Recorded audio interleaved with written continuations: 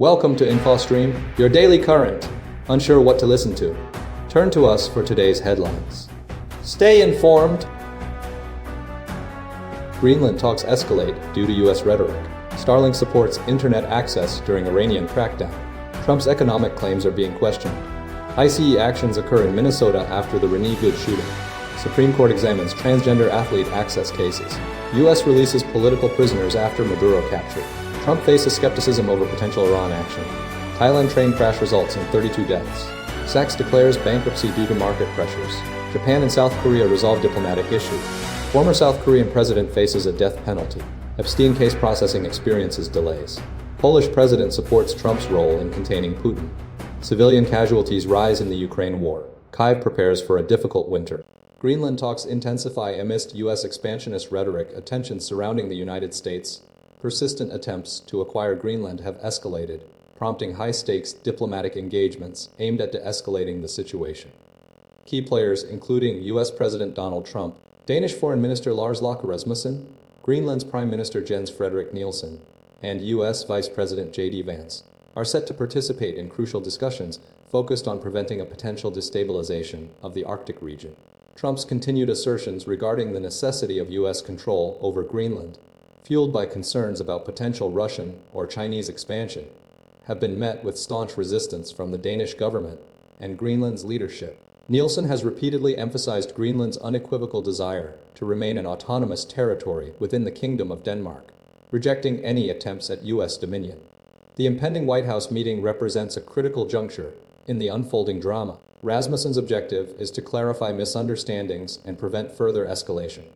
Vance's uninvited visit to Greenland earlier this year underscored the seriousness of the situation, highlighting Trump's disregard for established diplomatic protocols. The potential ramifications of a U.S. takeover extend beyond Greenland, posing a significant threat to the stability of the North Atlantic Treaty Organization, NATO.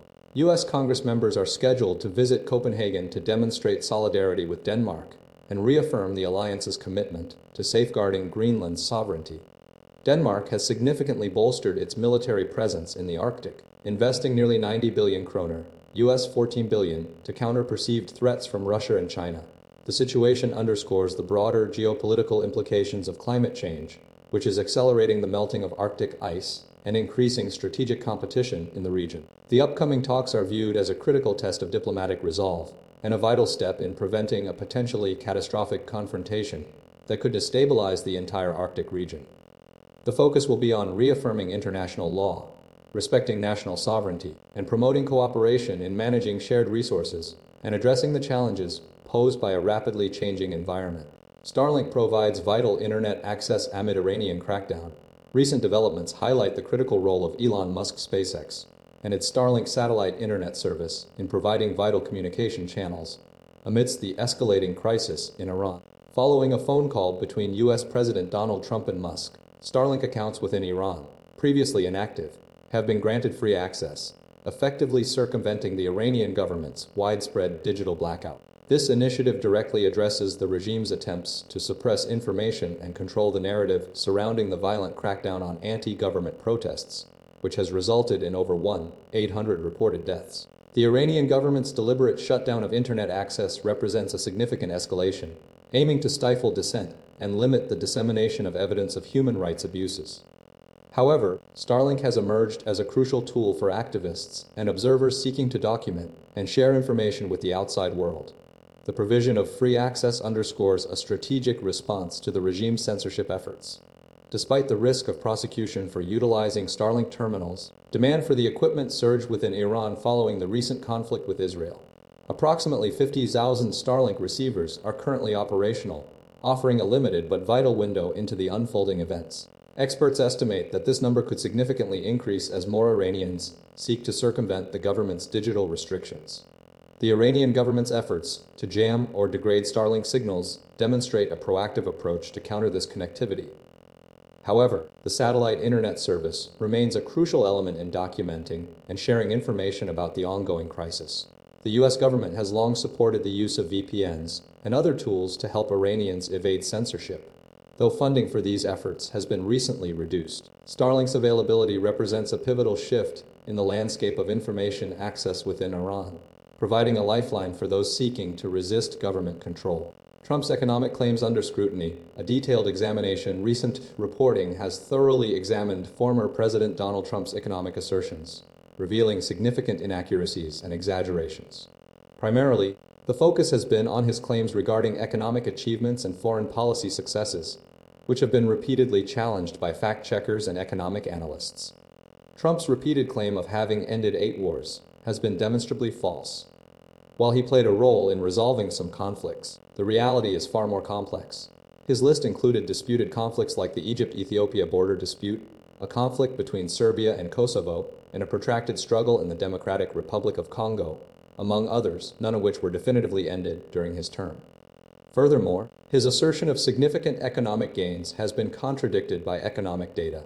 A detailed examination of economic indicators, including GDP growth and employment figures, reveals a mixed economic picture, with growth rates largely consistent with trends preceding his presidency. His claims about boosting the economy have been challenged by economists who point to factors beyond his control, such as global economic conditions and pre-existing economic trends. Trump's statements regarding foreign policy successes have also been scrutinized. His claims of having ended 8 wars were repeatedly debunked by experts. Trump's economic assertions were frequently based on selective data and misleading comparisons. His claims about the economy's performance were frequently challenged by economists, who pointed to broader economic trends and global factors. The reporting highlighted a pattern of exaggeration and misrepresentation of economic and foreign policy realities. The analysis emphasized the importance of relying on credible sources of economic and political information. The main takeaway is that Trump's economic claims were frequently inaccurate and misleading, demanding critical scrutiny and verification. ICE tactics in Minnesota following Renee Good shooting. A series of interconnected events involving ICE operations, protests, and legal responses are unfolding in Minneapolis following the fatal shooting of Renee Good. The core issue centers on escalating ICE tactics and the resulting public outrage. AI-generated videos purporting to show Iranian protests have been circulating online, alongside genuine footage, highlighting the spread of misinformation. The immediate aftermath involved a confrontation between dozens of federal agents and protesters outside the Whipple Federal Building, where a woman, identified as Zoe, was struck by flashbangs. She vehemently asserted her resistance to ICE, stating her determination to remain in protest until the agency ceases its actions and stops harming residents. The tense encounter underscored the heightened tensions between law enforcement and demonstrators. Joe Rogan publicly criticized ICE's tactics, aligning with Trump's views, while political commentators Ana Navarro and Joe Borelli reacted to the criticism. The Pentagon has dispatched dozens of military lawyers to Minneapolis to assist in federal prosecutions, reflecting a significant escalation of the federal government's involvement. 40 judge advocate general officers are being selected to serve as Special Assistant United States attorneys. The situation has led to widespread resignations within the Minnesota U.S. Attorney's Office, with at least 6 prosecutors quitting due to pressure from the Trump administration to shift the focus of the investigation away from the shooting of Good and towards her actions. The administration's efforts to blame Good and those around her have been met with strong condemnation. New documents unearthed reveal that Good was deeply involved with her son's school, Southside Family Charter School, which actively encouraged parents to monitor ICE operations and provided training on nonviolent protest tactics. The school's focus on social justice education and activism added another layer to the controversy. Federal agents clashed with protesters in Minneapolis as immigration enforcement operations continued. The situation has triggered significant legal and political ramifications, including the deployment of military lawyers and the mass resignation of prosecutors. The investigation into the shooting remains contentious, with concerns raised about the potential for biased investigation and the targeting of activists. The ongoing events underscore the complex and challenging dynamics surrounding immigration enforcement and civil liberties. The Supreme Court heard arguments in 2 cases concerning transgender student athletes' access to sports, examining Title IX and state bans. The Supreme Court concluded its hearings regarding 2 cases challenging state bans on transgender student athletes' participation in girls' sports. The central issue revolved around the interpretation of Title IX, a federal law prohibiting sex discrimination in education, specifically its application to athletic programs. The court's decision will have significant implications for transgender athletes nationwide and potentially reshape the landscape of competitive sports. The cases, brought by Lindsay Hecox, a Boise State University senior, and Becky Pepper Jackson, a West Virginia high school student, centered on state-imposed restrictions based on arguments regarding fairness and safety. State attorneys argued that allowing transgender girls to compete created an inherent disadvantage for cisgender female athletes, citing concerns about biological differences and potential injury risks. However, the justices expressed considerable skepticism regarding these arguments, questioning the scientific basis for claims of inherent advantages, and exploring the potential for discrimination.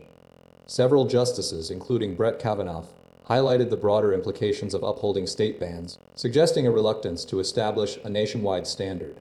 A key point of contention was the interpretation of Title IX and the basis of sex clause. The court wrestled with whether transgender status constituted a protected characteristic deserving of equal consideration, mirroring the 2020 Bostock v. Clayton County decision, which established that discrimination based on sex includes discrimination against transgender individuals. The justices debated the merits of as-applied challenges, which allow lower courts to block the implementation of bans on a case-by-case basis. The transgender athletes' legal teams urged the court to send the cases back to lower courts to develop a more comprehensive factual record, arguing that this approach would better address the complexities surrounding hormonal therapies and biological differences. Ultimately, the court's decision is anticipated by the end of June, with significant ramifications for the future of transgender athletes in sports. The justices appeared divided, suggesting a potential for a closely contested ruling. The United States has initiated a series of actions following the capture of Venezuelan President Nicolás Maduro, primarily focused on releasing political prisoners and asserting legal justifications for the operation. Multiple releases of American citizens detained in Venezuela have occurred, totaling at least 4, facilitated by a State Department team. These releases represent a key element of the interim Venezuelan government, led by Delcy Rodríguez, seeking to demonstrate goodwill. Simultaneously, U.S. officials have been returning to the social media platform X, formerly Twitter, signaling a reversal of a 2024 ban imposed by ousted President Maduro. This action underscores the ongoing efforts to reassert influence and communication within Venezuela. A newly released, classified legal opinion from the Justice Department argues that President Donald Trump's authorization of the Maduro capture operation was not constrained by U.S. or international law. The opinion, based on a 1989 memo authored by William Barr, asserts the president's inherent constitutional authority as commander-in-chief to order law enforcement operations abroad, even if they defy international norms. The memo specifically addresses the War Powers Act, arguing the operation's scope and duration did not meet the criteria for a declared war. The Justice Department's opinion emphasizes the operation's justification as a law enforcement endeavor, targeting Maduro and his wife for alleged crimes. It highlights the threat posed by Maduro's regime and the need for a proportional military response. The administration maintains the operation was lawful, despite criticism from Democratic lawmakers who view it as an act of war. Furthermore, the administration has been actively seeking to legitimize the capture through legal interpretations and public statements. The release of political prisoners and the legal opinion represent key strategies in this effort. The ongoing situation involves a complex interplay of law enforcement, geopolitical strategy, and legal arguments. The administration's approach is characterized by a determination to pursue justice and enforce U.S. law, regardless of international legal challenges. The administration's justification centers on the constitutional authority of the president as commander-in-chief, and the definition of the operation as a targeted law enforcement mission. Trump threatens Iran action, faces public skepticism. Recent news articles detail escalating tensions as President Donald Trump continues to contemplate military intervention in Iran, alongside ongoing efforts to remove Venezuelan President Nicolás Maduro. Public opinion remains deeply skeptical of further U.S. involvement in foreign conflicts, with significant concerns about potential blowback and a desire for the United States to avoid entanglement in international disputes. Trump's latest pronouncements regarding Iran, including threats of very strong action if Iran hangs detained protesters, highlight a continued willingness to utilize military force. However, support for such actions remains limited, with polls revealing that only a minority of Americans, even within the Republican Party, strongly endorse intervention. Following the initial strikes on Iran's nuclear facilities, support was tepid, with 44% approving, but only 20% expressing strong support. Similarly, the removal of Maduro in Venezuela garnered only 40% approval, with just 21% expressing a strong support. Concerns about escalating the conflict and potential ramifications for the United States are widespread. Polls consistently demonstrate a desire for the U.S. to avoid becoming embroiled in foreign disputes, with a significant portion of the public advocating for a policy of non-intervention. Specifically, anxieties surrounding Iran's response to U.S. actions are high, with 84% of Americans expressing concern about an escalation of the conflict. Moreover, 79% voiced worries about Iran potentially targeting U.S. civilians. A substantial 60% of Americans believe the strikes did not make the United States safer. Regarding Venezuela, 36% supported the strikes, while 35% believed they would not reduce the flow of drugs to the United States. Despite Trump's emphasis on these issues, public opinion suggests a reluctance to embrace further military action, indicating a growing apprehension among the American populace regarding foreign interventions. The political landscape reflects a sustained desire for the U.S. to prioritize its own security and avoid protracted engagements abroad. Thailand train crash claims 32 lives, sparks safety concerns. A construction crane collapse on a Thai railway line has resulted in the deaths of at least 32 people and injuries to 64 others, triggering investigations into safety protocols and potential negligence. The initial incident occurred when a crane, used for constructing an elevated high-speed rail line linking Bangkok with Nong Khai and ultimately China, fell onto a Bangkok-Ubon Ratchathani Express train in Nakhon Ratchasima province.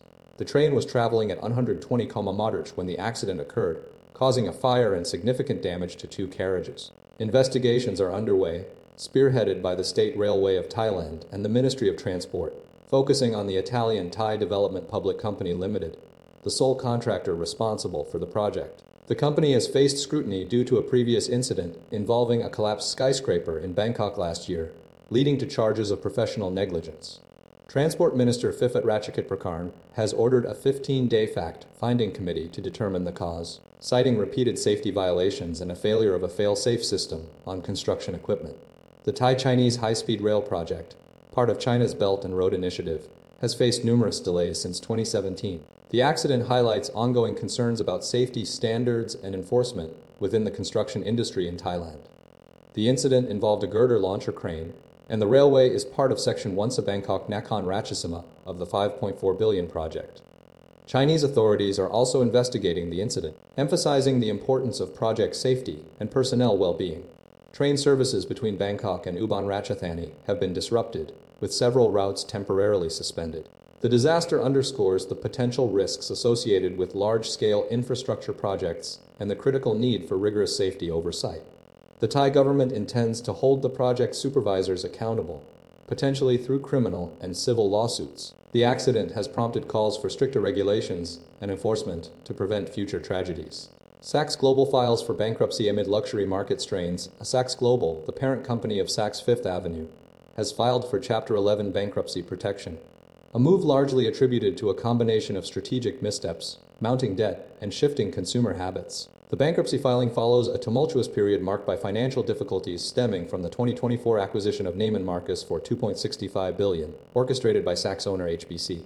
Initially, the merger was intended to create a luxury retail giant capable of negotiating lower costs and attracting shoppers back to stores. However, the integration proved unsuccessful, exacerbating existing financial problems. Prior to the Neiman Marcus acquisition, Saks already faced challenges, including double-digit quarterly sales declines and a heavy debt load. The retailer struggled to achieve the anticipated efficiencies from the merger, failing to adequately address its substantial debt obligations. Furthermore, the timing of the acquisition coincided with a broader shift in consumer behavior, with shoppers increasingly favoring direct-to-consumer strategies offered by luxury brands themselves. Several key events contributed to the company's downfall. Mark Metrick resigned as CEO in early January after the company missed a significant debt payment, replaced by Richard Baker, the Saks Global executive chairman. Subsequently, Geoffroy van Raamdonk, formerly Neiman Marcus chief, will assume the role of CEO during bankruptcy proceedings. Saks Global secured $100 billion in debtor-in-possession financing and an additional $500 million in financing upon emergence from bankruptcy. The bankruptcy has triggered significant disruptions, including payment delays to vendors, inventory gaps, and declining customer traffic. Retail analysts have criticized Saks' leadership for failing to manage the company's finances effectively, creating a vicious spiral that ultimately led to the retailer's precarious position. The speed of the collapse, according to one analyst, was a surprise, occurring roughly a year after the acquisition closed. Saks Global aims to use the bankruptcy process to restructure its business and position itself for future success, emphasizing a focus on serving customers and luxury brands. The bankruptcy proceedings are expected to reshape the future of Saks Fifth Avenue and its role within the luxury retail landscape. K-pop drum jam sparks diplomatic moment between Japan and South Korea. Recent diplomatic efforts between Japan and South Korea have taken an unexpected turn, with a viral K-pop drumming session involving their respective leaders. South Korean President Lee Jae-myung and Japanese Prime Minister Sanae Takichi engaged in a playful jam session following a summit meeting, generating significant online attention. The event, orchestrated as a surprise after Takichi's past involvement in a heavy metal band, showcased a light-hearted approach to fostering relations between the two nations. During the session, played to the tunes of BTS's Dynamite and K-pop Pop Demon Hunter's Golden, Lee admitted to initial awkwardness, while Takechi energetically participated, highlighting the shared desire to establish a rhythm despite differing musical tastes. The leaders emphasized the importance of cooperation on economic security and regional stability, aligning with broader discussions regarding China's assertive foreign policy and the need for U.S. alliance strength. The drumming session followed a summit focused on strengthening bilateral ties and addressing shared concerns about regional tensions. Both leaders acknowledged historical grievances stemming from Japan's colonial rule and ongoing territorial disputes, but stressed the necessity of continued collaboration. Lee Jae-myung, known for his relatively more dovish stance towards North Korea, framed the relationship as neighbors sharing a front yard. Prior to the drumming event, Lee Jae-myung engaged in similar diplomatic gestures, including selfies with Chinese President Xi Jinping and a gift of a golden crown to U.S. President Donald Trump. Takechi's suggestion regarding military intervention in Taiwan has further complicated the geopolitical landscape. Despite these challenges, both leaders reiterated the importance of strengthening the U.S.-Japan-South Korea alliance.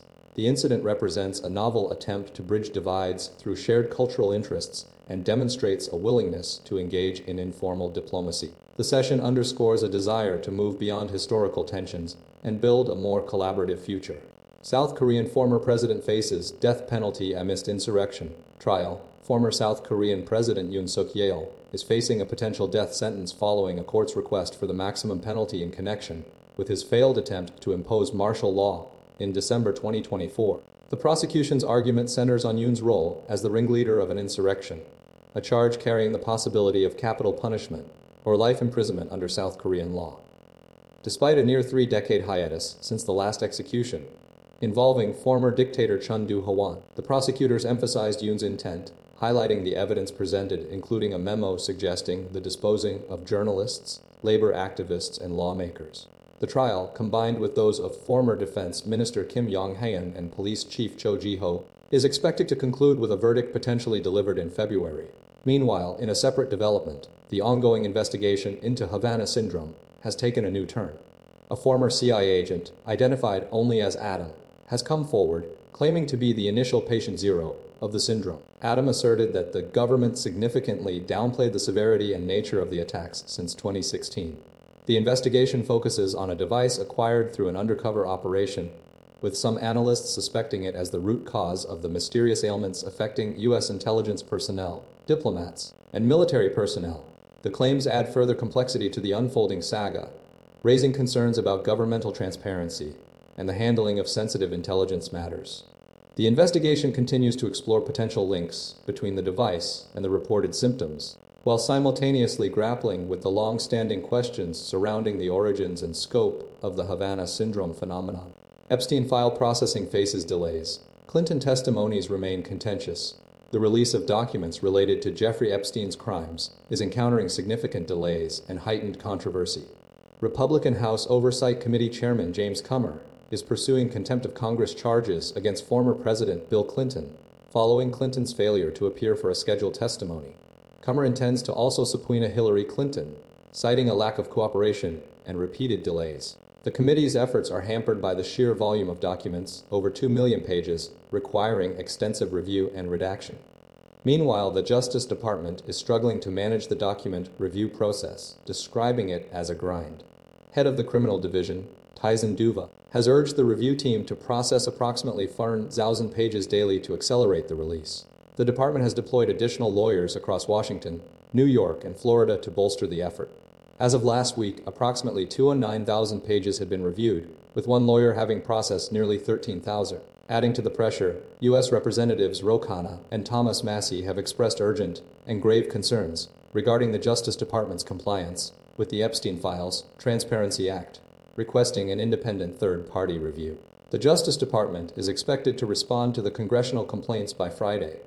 The controversy surrounding Bill Clinton's involvement extends beyond the testimony.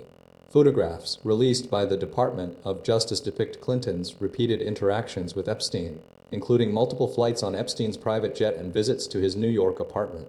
These images have fueled continued scrutiny of Clinton's relationship with the convicted sex offender.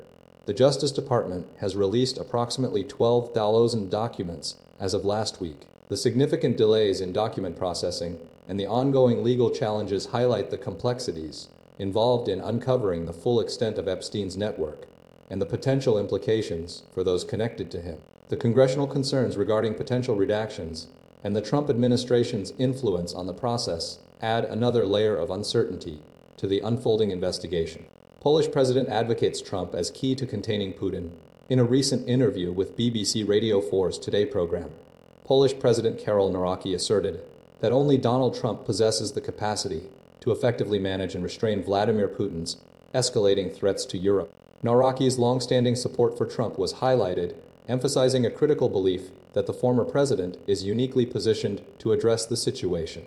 He believes Trump is the only individual capable of resolving the crisis in Ukraine and preventing further aggression. The interview occurred against the backdrop of heightened tensions following Russia's drone incursions into Poland in September, an event Nawrocki described as an extraordinary situation. He noted that this was the first time a NATO member state had faced such a large-scale drone attack, indicating Russia's deliberate testing of Poland's defenses and NATO's solidarity. This action was interpreted as a strategic move to destabilize the region. Nawrocki expressed gratitude to Britain for deploying RAF Typhoon jets to bolster Poland's border defenses, acknowledging the country's ongoing hybrid war with Russia since 2021, characterized by drone attacks and disinformation campaigns.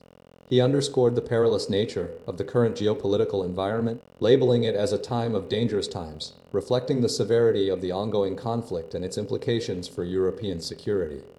The Polish president's statement underscores a belief that Trump's approach is essential to mitigating Russia's actions and safeguarding Poland and wider Central and Eastern Europe.